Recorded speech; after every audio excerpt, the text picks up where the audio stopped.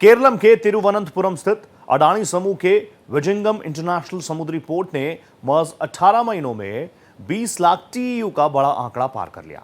इसके साथ ही ये उपलब्धि हासिल करने वाला भारत का सबसे तेज बंदरगाह बन चुका है।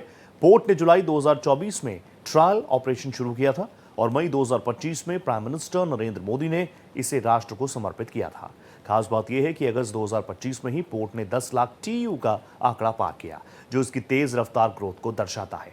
अब तक पोर्ट ने 950 से अधिक जहाजों को हैंडल किया, जिसमें 67 अल्ट्रा लार्ज कंटेनर वेसल भी शामिल हैं। दुनिया के सबसे बड़े कंटेनर जहाजों में शामिल एमएससी आयरीना और एमएससी वेरोना जैसे जहाज भी यहां लग चुके हैं। विजिंगम में पोर्ट में सबसे बड़ी ताकत इसकी यही है कि इसकी लोकेशन, यह अंतर्राष्ट्रीय ईस्ट वेस्ट शिपिंग रूट से सिर्फ 10 नॉटिकल माइल दूर है। करीब 20 मीटर की नेचुरल गहराई होने की वजह से बड़े जहाज यहां आसानी से लग सकते हैं, जिससे समय और लागत दोनों बचती है।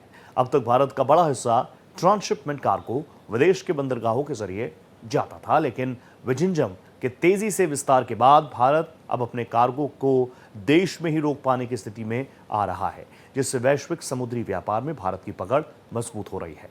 ये पोर्ट दक्षिण एशिया, यूरोप, अफ्रीका और साउथ अमेरिका के बीच बेहतर कनेक्टिविटी दे रहा है। भू राजनीतिक तनाव और सप्लाई चेन में बाधाओं के बीच शिपिंग कंपनियों के लिए यह स्थिर और किफायती विकल्प बनकर उभरा है। पोर्ट का दूसरा चरण करीब 16,000 करोड़ रुपए के निवेश से तैयार किया जा रहा है, जो 2028 तक पूरा होगा। इससे कंटेनर हैंडलिंग क्षमता और बढ़ेगी और फुल स्केल एक्शन ऑपरेशन शुरू होंगे।